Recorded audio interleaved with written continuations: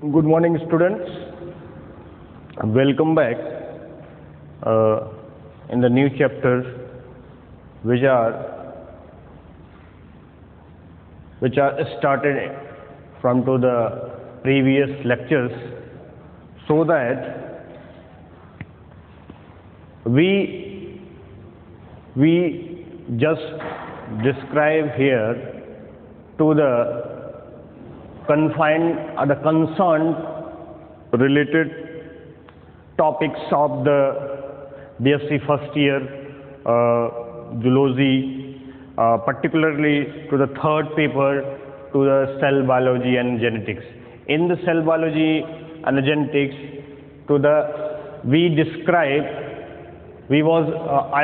I was described to the cell biology and the cell.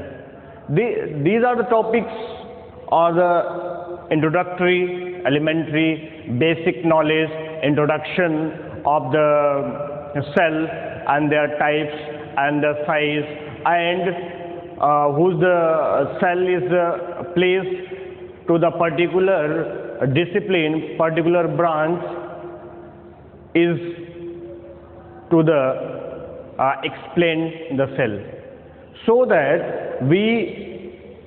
I am going to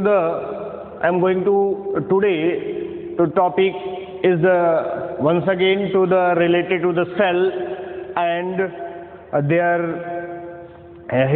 history of the cell,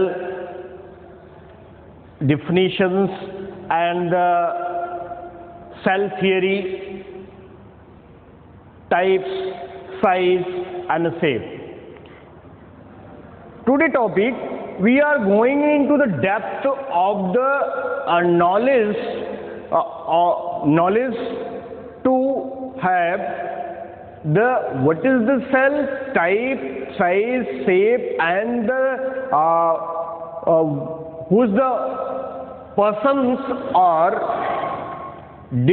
discovered and play important role to know that about to the discovery, so that we will go now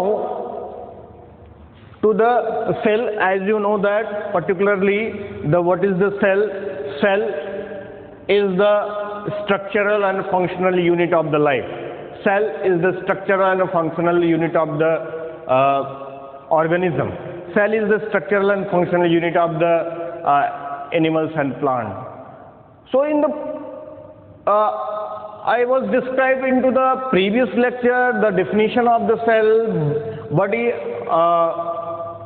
in the today we goes to the building blocks. Building blocks. Cell is the fundamental component of our modern definition of the life and living things. Cells are regarded as the basic building blocks of the life and are used in the elusive definitions of the what it means to be alive. इस definition के हिसाब से हमने जो पहले कल चर्चा किया था कि क्या सेल होता है, सेल की टाइप क्या होती हैं, साइज क्या होता है, शेप क्या होता है, आज हम कुछ उसी महत्वपूर्ण जो कि हमने कल सेल के विषय में चर्चा किया था उसी से रिलेटेड कुछ महत्वपूर्ण बिंदुओं को लेकर चलेंगे जो कि इम्पॉर्टेंट है और हिस्टोरिकल पॉइंट ऑफ व्यू से बहुत ही ज़रूरी है। और उसके अलावा सेल थ्योरी को जानेंगे कि सेल क्या है, सेल क्या होता है, सेल के अंदर क्या चीज़ें पाई जाती हैं, क्या गतिविधि होती है, what is the cell, what is the cell which are have to the which kinds of the material, which of the material contained by the cell, which participate in the inside in the physiology and what is the shape of the cell, so that according to this definition, this is the simple definition, is the cell is the structural and functional unit of the life. As you can say that the cell is formed to the particular structure of the organism, particular structure of the animals and the plant, that is organized to form in the groups, and that groups is in the more and more advanced during to the developmental process, going into the complex one, form to the organs, and the organ, each of the organ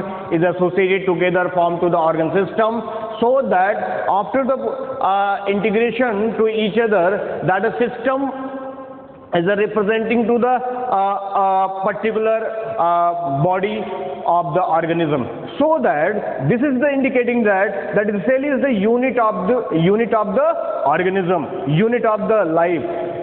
Which this is the first thing is the structure which are made up of the any animals, any plants, any microbes on the basis of the cell. So cell is formed to the structure, and another one to the function. After the formation of the particular organs and will go into the after the formation of the body, which perform to the particular functioning, which perform to the particular mechanism, which proceeds to those of the mechanism which are very essential and mandatory for the living things, which go in the condition of the alive. We can just normally we said that to the person is the alive. The person is going into the aliveness, so that the cell which manufactured to the particular organs, and the organs to the particular system, and the system is the body up inside the body, so that the unit of the body is the cell, and the cell which are have to the basic materials, the physical basis of the life, that the cell which have to the physical basis of the life. So that we are going into the description of the cell. First of all, we just know about to the history, discovery, point, and the numbers of the person which going into the field of the discovery and given to the particular what name things during to the time, so that in the first of all we are goes to into after the definition and to the cell is the structural and functional unit of the life, so that we will start now to the who's the person, who's the which of the person which give it to the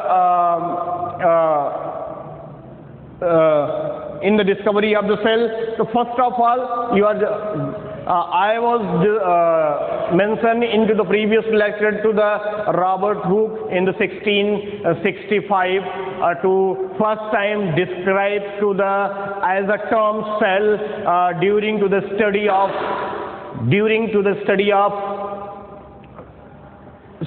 the cork. In the cork, we just seen through the first time invention of to the microscope, and with the help of the microscope, Robert Hooke, which are saw the particular things just like to the as like to the hib of the bees inside the things, so that this is the Robert Hooke which was given to the term to the cell, so that to the first of all to the in the pointness first of all to the we are can say that about to the first name and the first discovery of this regarding to the cell, that is the Robert Hooke. तो Robert Hooke ने सबसे पहले जो है cell term दिया, cell नाम दिया, और वो उन्होंने जब कॉर्क में उन्होंने स्टडी कर रहे थे कंपाउंड माइक्रोस्कोप के बनाने के बाद तो उन्होंने वहाँ पे जो है छोटे छोटे जो 20 मधुमक्खी के छत्ते के आकार की जो वहाँ पे संरचना दिखाई पड़ी, स्ट्रक्चर दिखाई पड़ा, तो उसी को उन्होंने सेल नाम दिया। That is given to the cell term during to the study of the cell in the 16 and 1605. After that, in the 1674, Leeuwenhoek, Antony von Leeuwenhoek is the full name, which is playing very important role into the microbes. Antony von Leeuwenhoek studied to the living cell first time. Into the 1674, Leeuwenhoek studied on the cell for the first time in living condition. तो Leeuwenhoek ने 1674 ईस्वी में सबसे पहले सर्वप्रथम living cell को पर study किया और बताया। After that in the 1824 the very important concept which are regarding the cell and to explain what is the cell, which of the material is have to the cell, and what is the procedure which are going on, what will happen inside the cell. Some of the processes are going on for the survival of for the entities, for the aliveness of the particular organisms. So that who is the man? In 1824, Deuterocates in Hindi, Datprochit represents cell theory. At the first time in 1824 to the Datprochit the Deuterocates is given to the cell theory, but unfortunately that theory which are not going into the publicly, so that the total credit, entire credit which goes to the two scientists which are belong to the botany areas, and another is the zoologists, the botanist and the zoologist. That's the according in the cell theory, the Sladen and a Swan.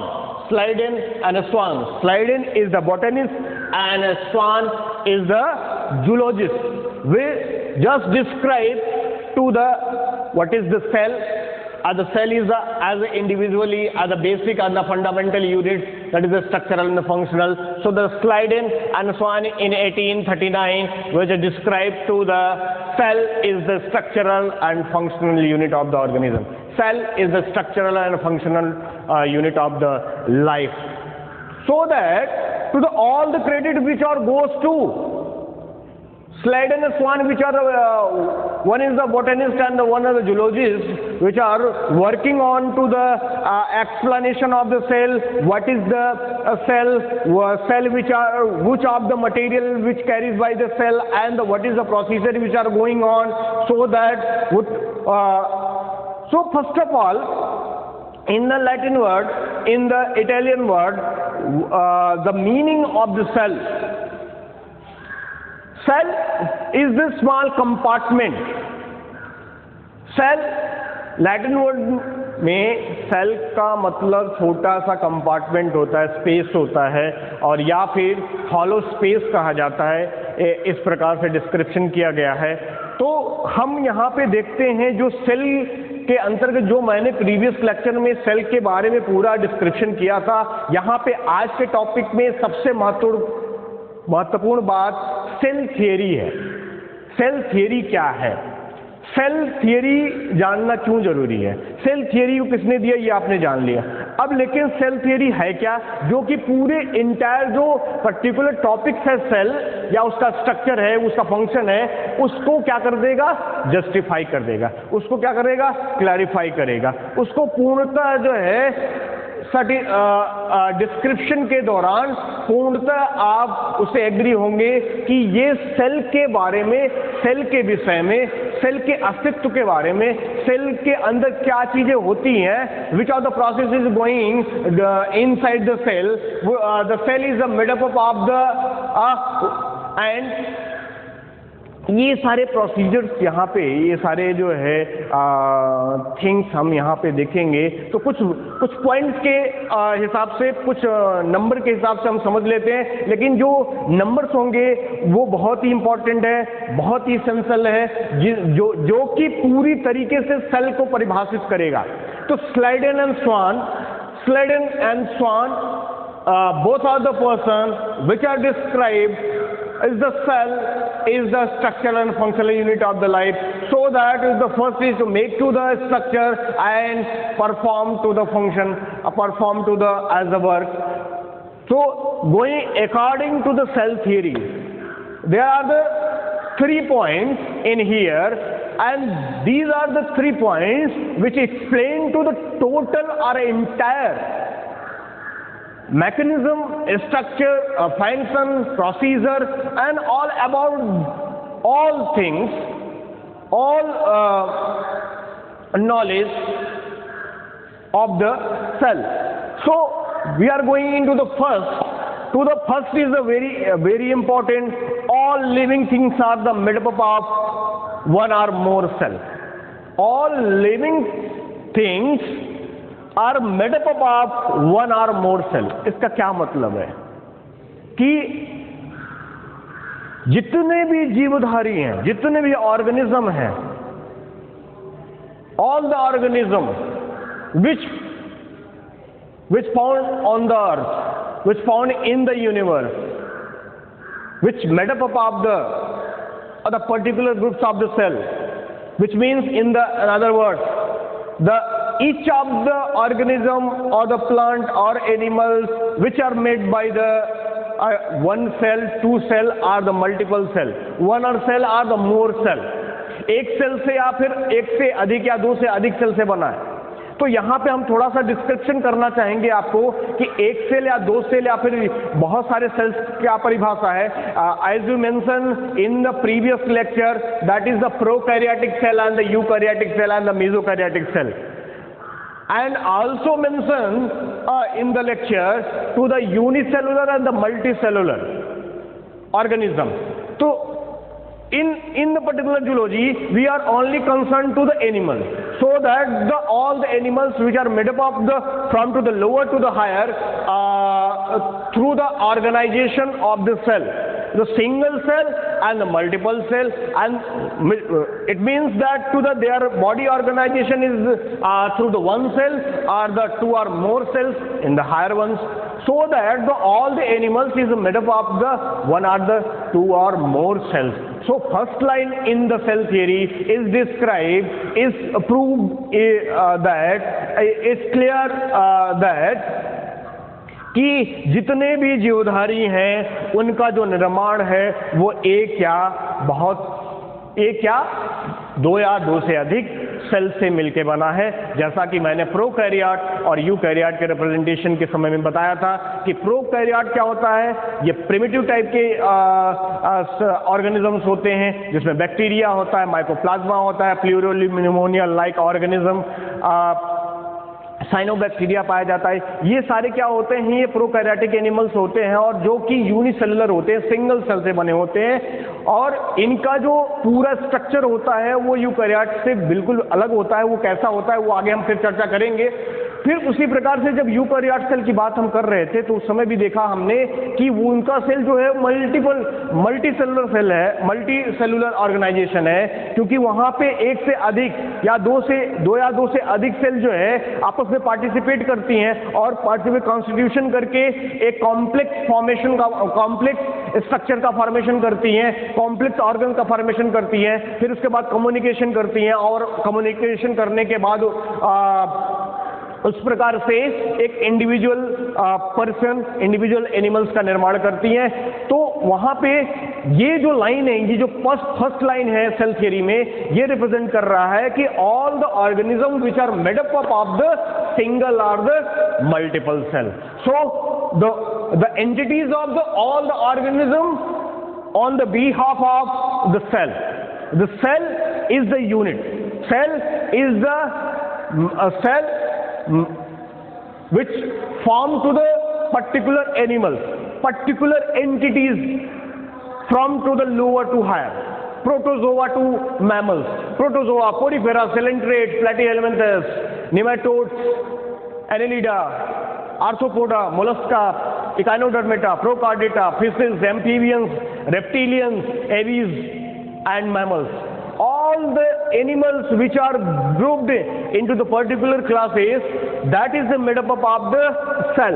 A cell is the basic unit, and but the difference is occurred only to the organization, only to the constitution, only to the aggregation of the cell, so that the one cell, two cell or more cell, so that from to the protozoa to lower body organization, to the protoplasmic level of the organization, cellular organization, tissue level of the organization, organ level of system of the organ level of the organization, organ system level of the organization.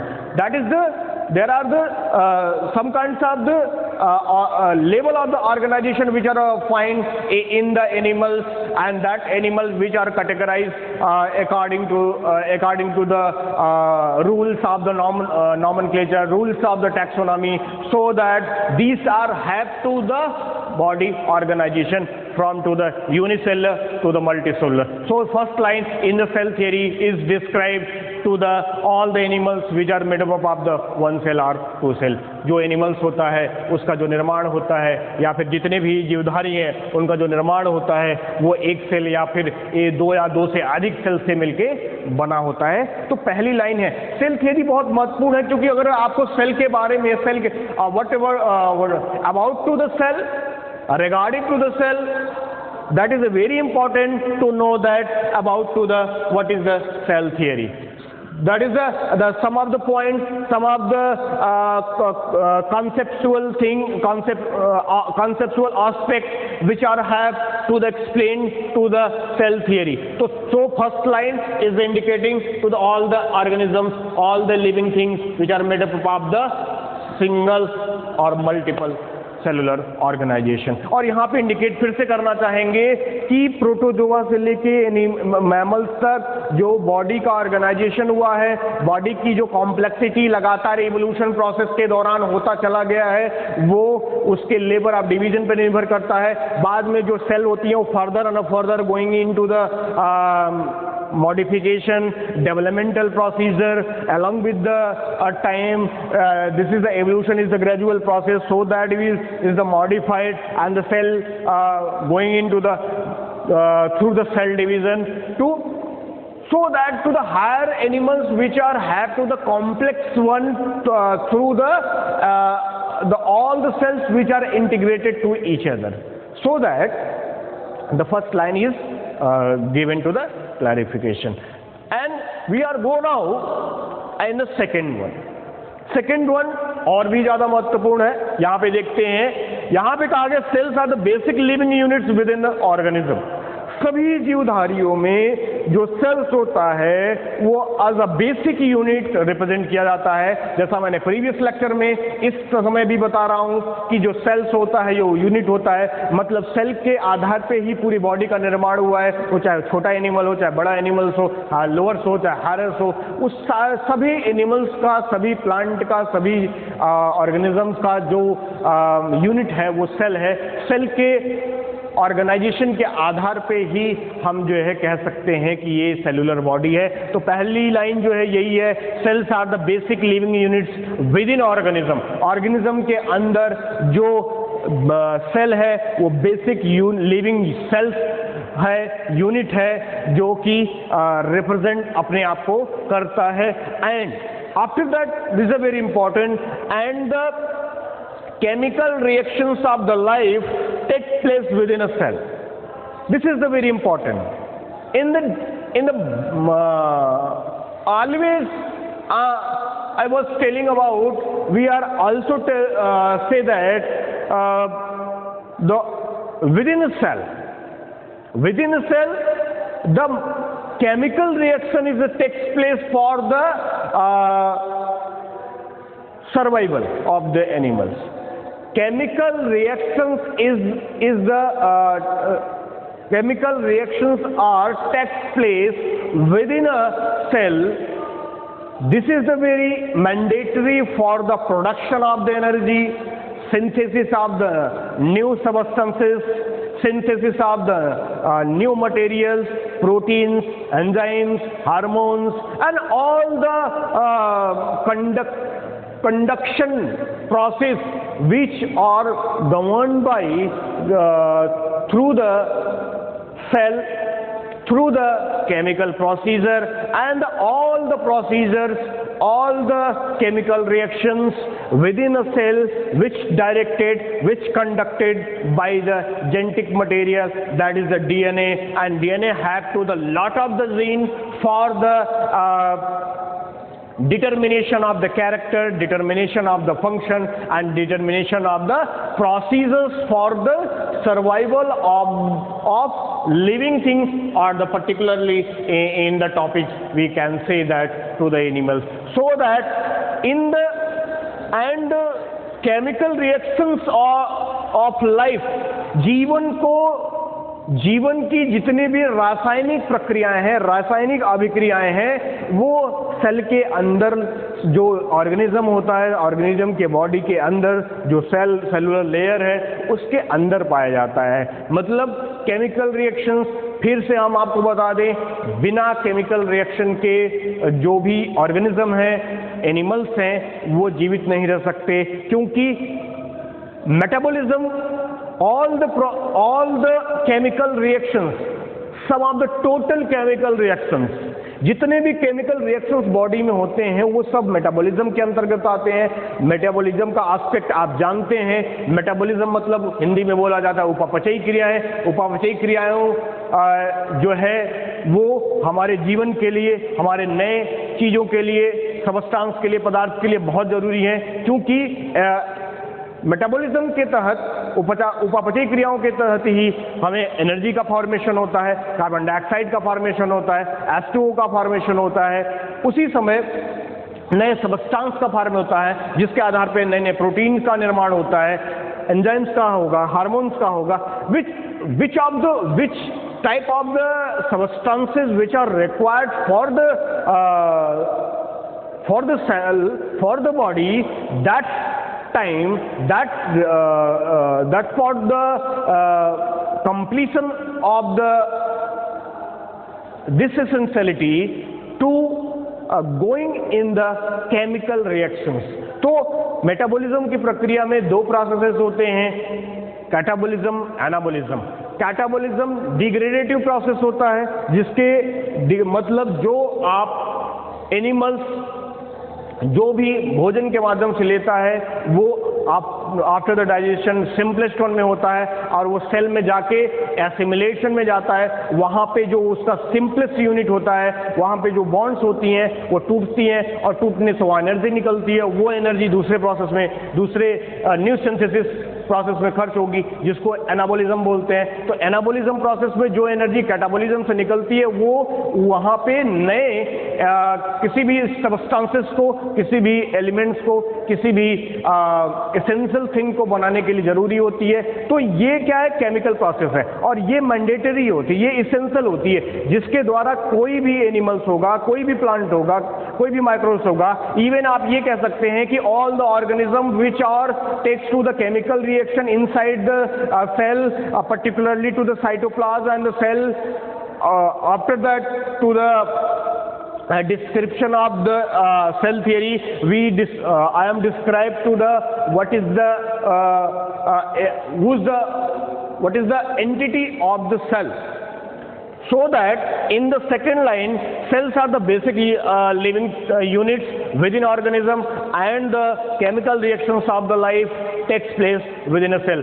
सभी जितने भी sales होते हैं उसके अंतर्गत जीवन को चलाने के लिए जो रासायनिक अभिक्रियाएं होती हैं, प्रक्रियाएं होती हैं, रिएक्शंस होते हैं, वो सारे होते रहते हैं। अब हम आपको यहीं पे बता देना चाहते हैं कि जो सेल्स होता है उस सेल के अंदर ऐसी क्या चीजें होती हैं जो कि केमिकल रिएक्शन में पार्टिसिपेट करती हैं। सेल, जैसा मैंने कहा कि सेल एक स्ट्रक्चर है, सेल की एक अपनी बाउंड्री होती है जो हमने प्रीवियस लेक्चर में आपको बताया। सेल का जो अस्तित्व है, सेल की जो एंटिटी है, सेल का जो एक पर्टिकुलर रिप्रेजेंटेशन है वो किसके आधार पे होगा। एक सेल जो होता है वो सेल को अगर हम उसको परिभाषित करें, डिफाइन करें, तो वो तभी होगा जबकि सेल के पास एक उसका लिमिटिंग बाउंड्री हो जिसको हम प्लाज्मा मेम्ब्रेन बोलेंगे।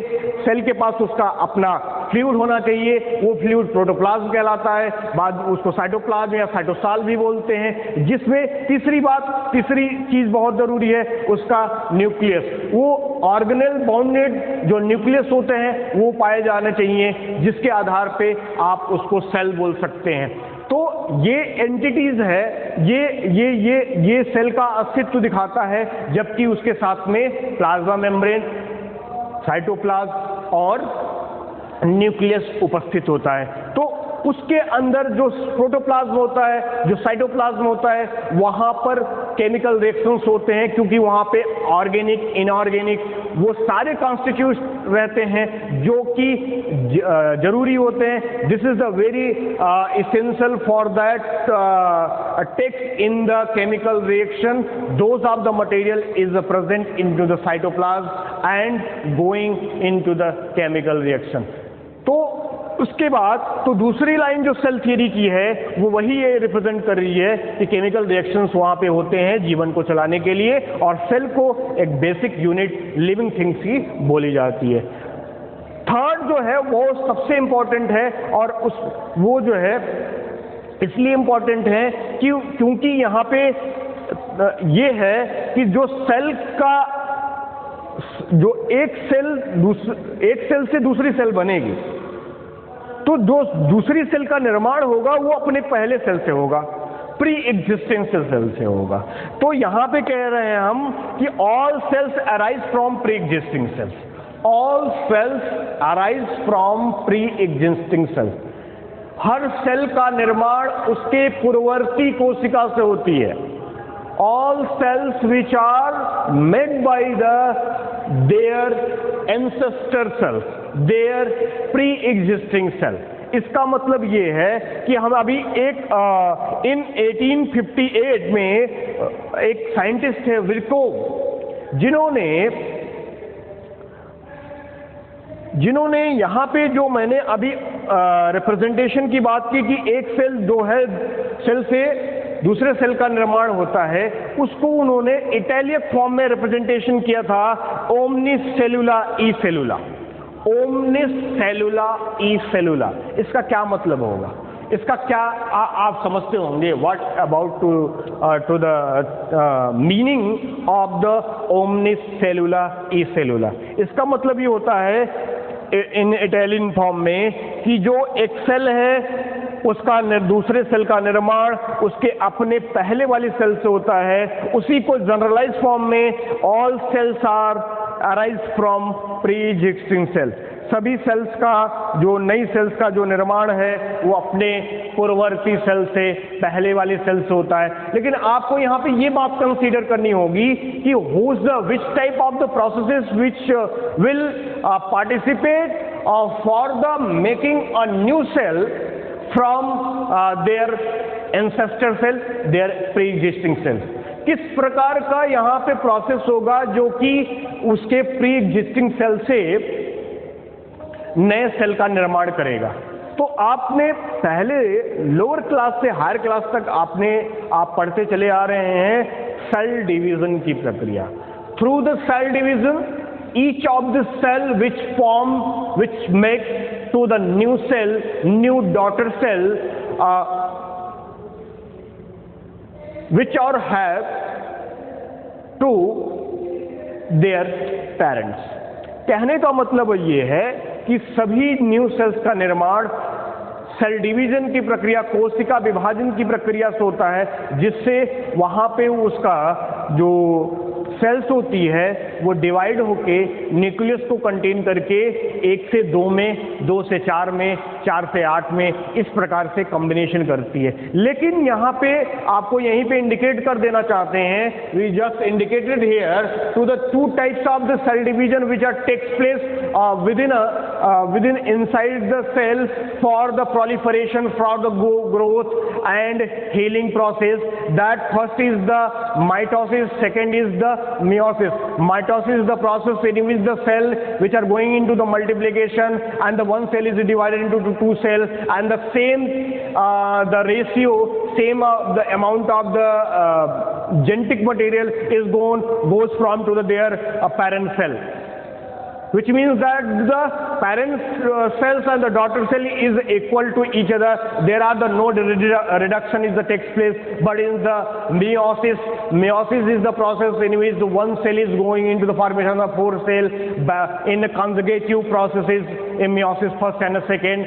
That is the divided their genetic material, and that is going into the reduction process into the from to the parent cell to the first of all to the in the half in number, and then we are retain that the same amount into the daughter ones. कहने का मतलब होता है कि mitosis और meiosis की प्रक्रिया होती है, 2 अलग अलग सेल में होती है। बॉडी के ग्रोथ के लिए जिम्मेदार होती है, बॉडी के हीलिंग प्रोसेस में जो जिम्मेदार होती है, घाव को भरने के लिए जो जिम्मेदार होती है, वो माइटोसिस प्रोसेस के दौरान होता है। और जबकि जो मियोसिस की प्रक्रिया होती है वो जर्मिनल सेल होती है, गैमेटोजेनेसिस प्रोसेस के लिए होती है, जिसमें स्पर्मेटोजेनेसिस और oogenesis की प्रक्रिया आती है।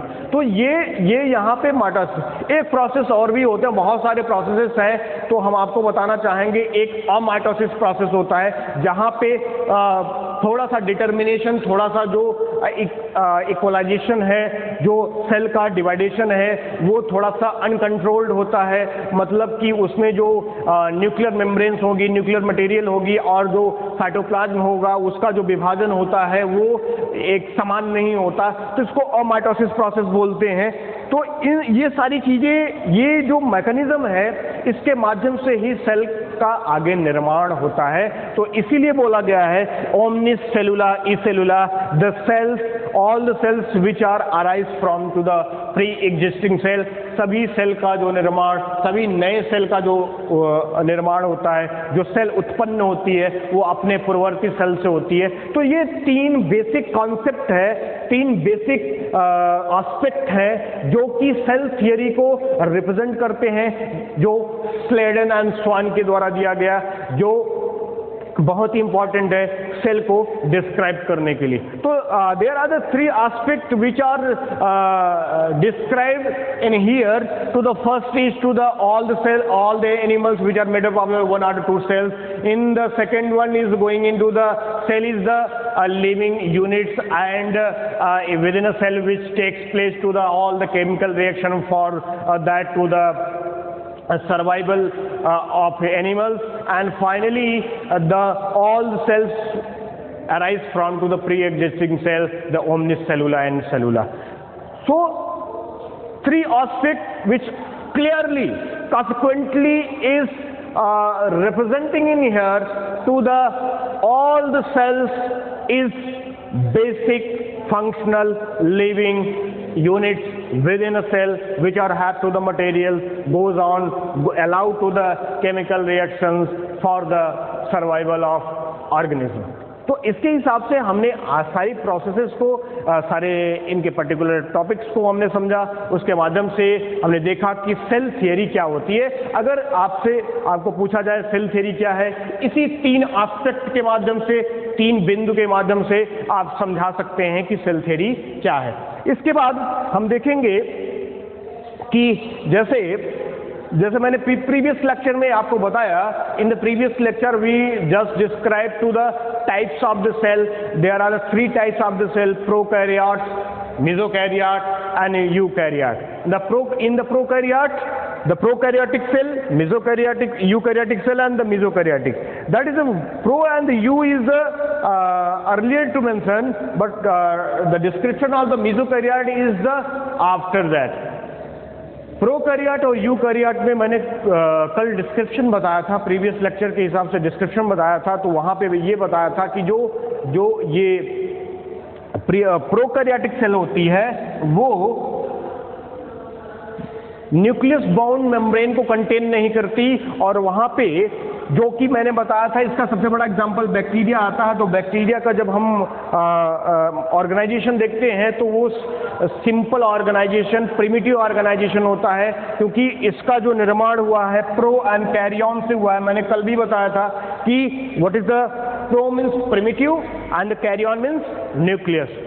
Pro primitive type nucleus, which means that to those of the entities which are first arise on the earth is the primitive, which means that the prokaryotic cell, and the example of the prokaryotic cell is the bacteria, mycoplasma or PPLO, pleuro mycoplasma, and cyanobacteria, blue green algae।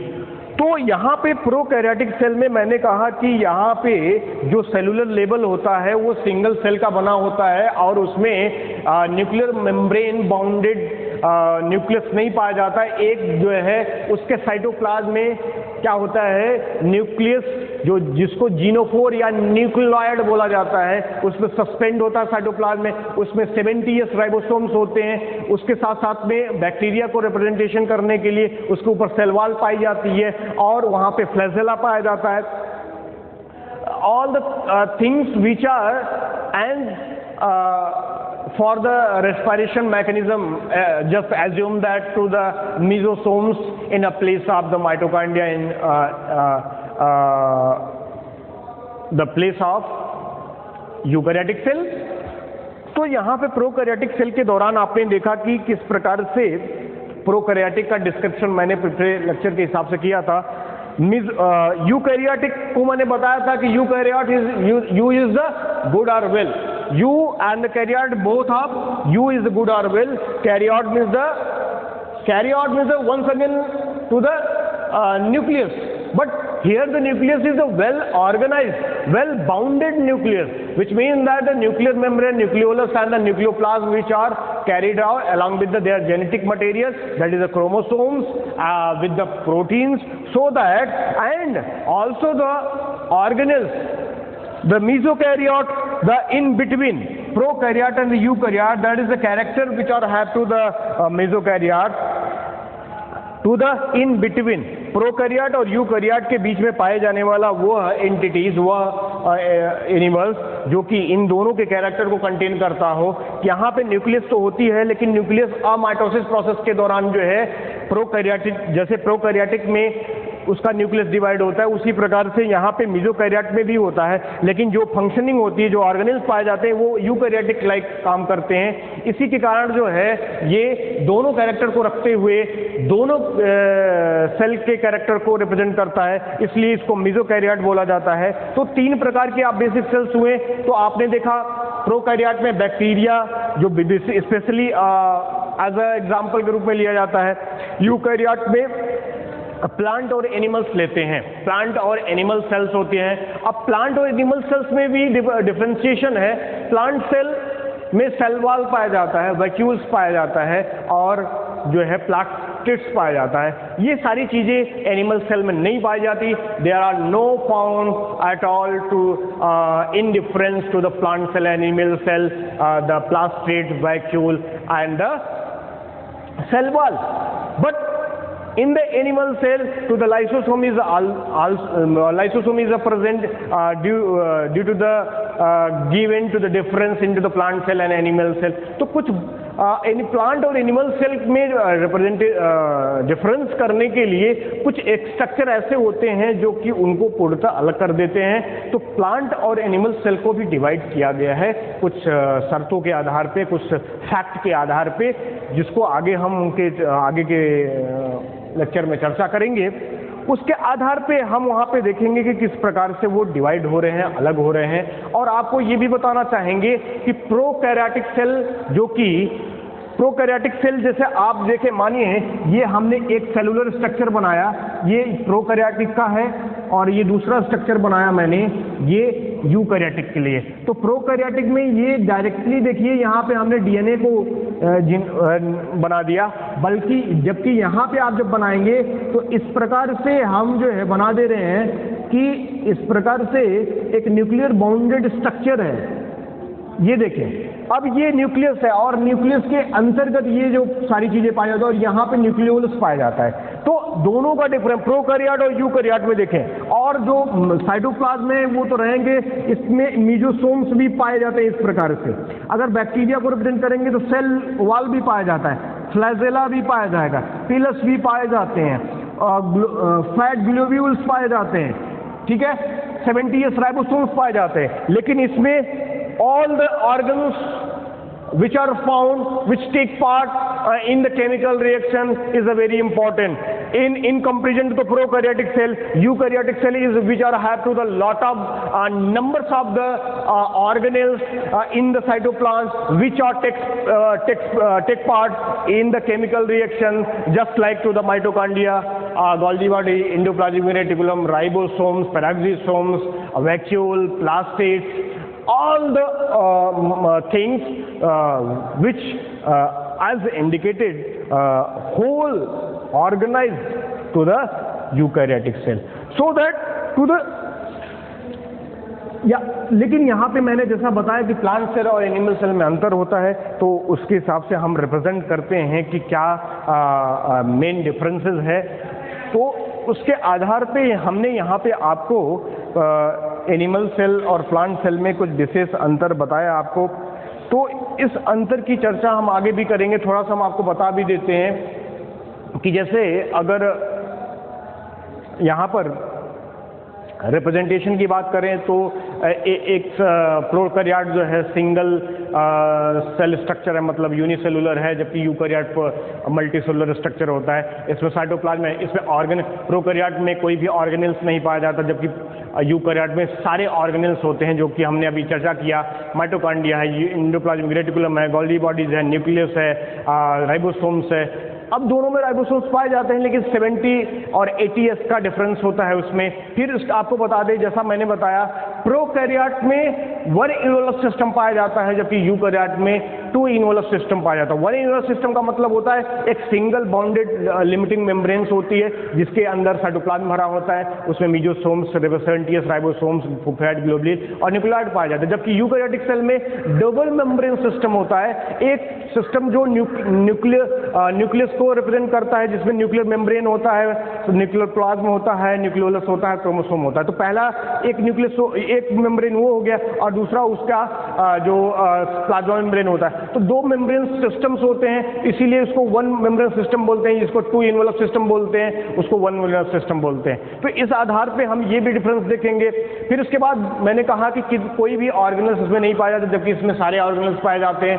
इसके बाद हम देखेंगे respiration के लिए यहाँ पे मीजोसोम्स पाया जाता है, इवेंचुअली बोला जाता है, और यूकैरियोटिक सेल में, जबकि यहाँ पे बेसिकली वेल डेवलप्ड ऑर्गेनल्स होता है माइटोकॉन्ड्रिया। फिर उसी प्रकार से बैक्टीरियल सेल में फ्लैजेला पाया जाता है। यहाँ पर भी जब प्रोटोजोन्स में, यूकैरियोटिक सेल में हम आगे बढ़ेंगे तो वहाँ पे फ्लैजेला पाया जाता है, लेकिन इन दोनों फ्लैजेला के ऑर्गेनाइजेशन में अंतर होता है। यूकैरियोटिक में 9+2 का अरेंजमेंट नहीं होता, यहाँ पे 9+2 का अरेंजमेंट नहीं होता है। इसका डिफरेंस क्या है? 9+2 फेब्रिल्स होती है, जो कि जब टीएस आप काटेंगे फ्लैजेला का, तो उसके बीच में जो अरेंजमेंट है वहाँ पे 2 फेब्रिल्स यहाँ, और उसको सराउंड की 9 फेब्रिल्स होती है, तो 9+2 को रिप्रेजेंटेशन किया जाता है। तो प्रोकैरियोट में नहीं पाया जाता, यूकैरियोट में पाया जाता है। उसी प्रकार से जब हम रिप्रेजेंटेशन रिप्रोडक्शन का करते हैं, तो इसमें अब माइटोसिस की प्रक्रिया होती है, तो बाइनरी फिजन भी होता है इसमें, बैक्टीरिया में बाइनरी फिजन भी होता है, वेजिटेटिव प्रोसेस के माध्यम से कर लेता है। लेकिन जबकि ये जो यूकैरियोटिक सेल्स होते हैं, इसमें वो असेक्सुअल एंड असेक्सुअल प्रोसेस दोनों होते हैं, जिनके आधार पे वो अपने जनरेशन को रिप्रेजेंट आगे बढ़ाता है। फिर इसके बाद इसी प्रकार से वो सारे चीज़ों को सारे वो चीज़ें जो कि यूकैरियोटिक सेल में पाए जाते हैं, प्रोकैरियोटिक सेल में नहीं पाए जाते। अपनी एंटिटी को शो करते हैं, इस प्रकार से रिप्रेजेंट करते हैं। तो आपने देखा कि किस प्रकार से सेल क्या है, सेल के टाइप क्या है, सेल थियरी क्या है, किसने दिया, वो सारी चीज़ों को आपने देख लिया। इसके बाद हम चलते हैं सेल के साइज की तरफ। तो सेल के size of the cell from to the prokaryote to the eukaryote. Prokaryote is the 1 to 10 micron meter and eukaryote is to the 10 to 20 micron meter. Along with the smallest cell in the PPLO pleurolimonial like organism is the mycoplasm into the 1 micron meter. But in the larger one, neuron in the nervous system, that is the cells, is a neuron is a 90 centimeters long. But in the shape of the cell is a two type, polyhedral and elongated, but is because of all the cell which are have to the cytoplasm as we look like as a rounded and a spherical structure, so that all the organism, particularly in the animals, higher animals which are have to the organs, and each of the organs have to the different shape. Elongated shape, oval shaped, flattened shape, polyhedral shape, all kinds of the shapes which are present inside the body, so that this is the size and the shape of the cell. And after that we go now just to the organelles. What is the organelles? Cell की जो entity है, cell का जो अस्तित्व है, मैंने पहले भी बताया, वो कुछ चीज़ों पे निर्भर करता है। पहला उसके लिमिटिंग बाउंड्री पे, दूसरा उसके न्यूक्लियस पे, और तीसरा महत्वपूर्ण चीज़ है साइटोप्लाज्म पे। तो ये तीन चीज़ें जब ऑर्गेनाइज्ड होंगी, बाउंड होंगी, आपस में इकट्ठा होंगी, तब हम उसको सेल बोलेंगे। और उस सेल में साइटोप्लाज्म और न्यूक्लियस होने के आधार पे वहाँ पे प्रक्रियाएं होंगी जीवन को जीने के लिए, लाइफ प्रोसेस को आगे चलाने के लिए, अलाइव रहने के लिए, तो हम कहेंगे कि वो एक सेल है। तो आपने एक बेसिक तौर से ये समझा, जिसको आप अंग्रेजी में लिटरली इन जनरली बोलते हैं कि वो चीज़ें, ये सेल है, ये सेल जो है वो लाइफ की यूनिट होती है, स्ट्रक्चरल और फंक्शनल। तो आपने ये समझ लिया होगा कि स्ट्रक्चर को भी बनाना और स्ट्रक्चर बनाने के बाद उसकी फंक्शनिंग करना। जैसे एग्जांपल आप लीजिए, लिवर है, किडनी है, आपका गॉल ब्लैडर है, स्प्लीन है, पैंक्रियाज है, और टेस्टिस है, ओवरी है, ब्रेन है, जितने भी पार्ट्स हैं वो एक सेलुलर लेवल है, ऑर्गेनाइजेशन हुआ है, और ऑर्गेनाइजेशन के आधार पर उसका एक पर्टिकुलर शेप है। और वही जो सेल्स हैं वहाँ पे पर्टिकुलर सेल्स जो है अपने आप को रिफॉर्म करेंगी, एक पर्टिकुलर डेस्टिनेशन बनाएंगी, और वहाँ पे एक पर्टिकुलर फंक्शनिंग करेंगी, मैकेनिज्म करेंगी, प्रोसीजर करेंगी, जिसके आधार पे हम कह सकते हैं कि cell is the structural and functional unit of the life. So that अब हम ऑर्गेनेल्स की बात करेंगे। सेल के अंदर जो मैंने साइटोप्लाज्म की बात की, पर्टिकुलरली यूकैरियोटिक सेल की बात करेंगे, क्योंकि हमें यूकैरियोटिक हायर वंश एनिमल्स को रिप्रेजेंट करना है, ऑर्गेनेल्स को पढ़ना है आपके सिलेबस के अकॉर्डिंग। तो ऑर्गेनेल्स में जो साइटोप्लाज्म होता है उसमें बहुत सारे ऑर्गेनेल्स होते हैं। जैसा मैंने कहा कि जो इंडोप्लाज्मिक रेटिकुलम होता है, गोल्जी बॉडीज होती है, माइटोकॉन्ड्रियाज होती हैं, राइबोसोम्स होते हैं, सेल वॉल पाई जाती है, वैक्यूल्स पाए जाते हैं, प्लास्टिड्स होते हैं, और उसके अलावा बहुत सारे ऐसे प्रोटीन्स पाए जाते हैं, फैट ग्लोब्यूल्स होते हैं। ये सारी चीज़ें जो साइटोस्केलेटन जो मैंने प्रोटीन की चर्चा की अभी, कि ऐसे बहुत सारी चीज़ें पाई जाती हैं जो कि सेल के इंडिविजुअल एंटिटी को रिप्रेजेंट करते हैं। तो कुछ जो इम्पोर्टेंट आपके सिलेबस के हिसाब से है, उसको हम अगले नेक्स्ट चैप्टर में उसको रिप्रेजेंट करेंगे, देखेंगे कि किस प्रकार से सेल जो है बहुत सारी चीज़ों को कंटेन करता है। तो हम सबसे पहले अगले लेक्चर में हम प्लाज्मा मेम्ब्रेन को रिप्रेजेंट करेंगे, कि जैसे मैंने कहा कि this is the form to the boundary of the cell and which allow to the crosses to the all the ions materials, all the molecules, solvent, solutions from to the outer side to the inside, inside to the outer side, to the peculiar processes which are adopted according to the nature for the exit and the entry, the diffusion. And diffusion is a very important, as you know that very well, what is the diffusion? Diffusion is the process in which to the movement of to the ions molecules or the solvent from to the region of the higher concentration to the region of the lower concentration. So that this is a very important ability or the tendency of the plasma membrane, which first of all to make to the boundary, protect to cell and allow the molecules, ions and the solvent for the recommendation for just one to that about to the cell, for the physiological processes, vital activities, and on the basis of the vital activities, the animals or the plants or all the organisms which are go now into the process in the survival. So that we are first now to the describe to the what is the plasma membrane. Plasma membrane क्या है, उसके अलावा उसमें mitochondria क्या होता है, उसका function क्या होता है, एंडोप्लाज्मिक रेटिकुलम क्या है, गोल्जी बॉडीज क्या होती है, राइबोसोम का कैसा स्ट्रक्चर होता है, वो उसका क्या फंक्शन होता है. तो हम आपको बताना चाहेंगे कि जितने भी हम बार बार chemical reaction, vital activities, physiology बोलते हैं, वो आप देखें जो भी पर्टिकुलर ऑर्गन्स हैं किसी भी एनिमल्स में, प्लांट में, तो हम अगर एनिमल्स की बात करें तो हर ऑर्गन्स एक पर्टिकुलर फंक्शन के लिए स्पेसिफाई होता है. तो मैंने जैसा बताया कि वहां पे सेल पाई जाती हैं, सेल से क्या बनता है, स्ट्रक्चर बनता है, और सेल से फंक्शन भी परफॉर्म किया जाएगा. तो जो भी सेल होगा उसमें क्या होगा, यूकैरियोटिक सेल है तो गोल्जी बॉडीज होगी, न्यूक्लियस होगा, माइटोकॉन्ड्रिया होगी, एंडोप्लाज्मिक रेटिकुलम होगा, राइबोसोम होगा, प्रोटोजोम होगा, साइटोस्केलेटन प्रोटीन्स होंगी, वो सारी चीजें पाई जाएंगी. ऑर्गेनिक कॉन्स्टिट्यूट होगा जो कि उसको चलाने के लिए, उसको जीवित रखने के लिए होगा.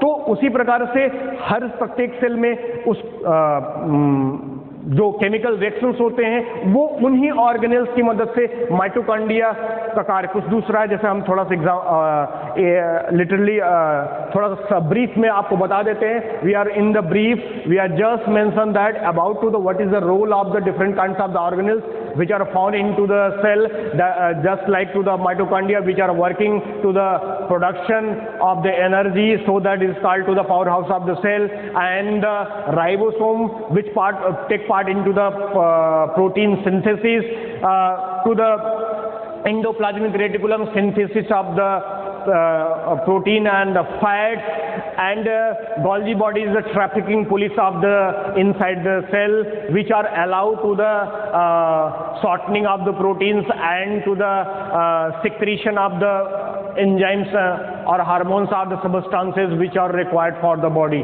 and also to the inorganic and organic substances inside cell, and after that to for the cell division to the microtubules, and cell division also takes place. तो ये सारी चीजें होंगी.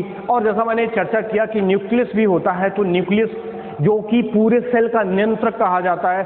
सेल जो है वो अपना उसका केंद्रक होता है जिसको आप न्यूक्लियस बोलते हैं. उस न्यूक्लियस में जेनेटिक मटेरियल होता है, डीएनए, और डीएनए जो है, डीएनए पे जीन होते हैं, वो जीन जो है रिकमेंडेड होते हैं. जीन जो है वो इंफॉर्मेशन को कंटेन करते हैं, और वो इंफॉर्मेशन के हिसाब से जितने भी कैरेक्टर, जितने भी फंक्शन, जितने भी मैकेनिज्म प्ले किया जाता है. और इवनली जो कि सेल का कंडक्शन है, सेल का रेगुलेशन है, जो सेल नियंत्रित होती है, वो उसी सेल के आधार पे होती है, सेल के न्यूक्लियस के आधार पे होती है. और जो भी मेटाबॉलिक एक्टिविटीज होती है वो भी केंद्रक, वो भी जीन के द्वारा ही की जाती है. तो कुल मिला के ये कह सकते हैं कि organelles is a very very very essential for that to survival of the any animals which have inside the cell to perform peculiar function, different function, and particular function. So that this is the very essential, and that we are very important for that to take place to that cell, so that to the all the inside the cells is a basic unit of the life, so that today's topic will be closed, and in the next topic we are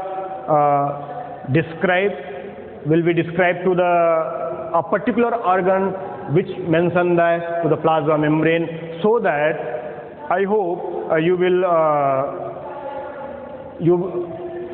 we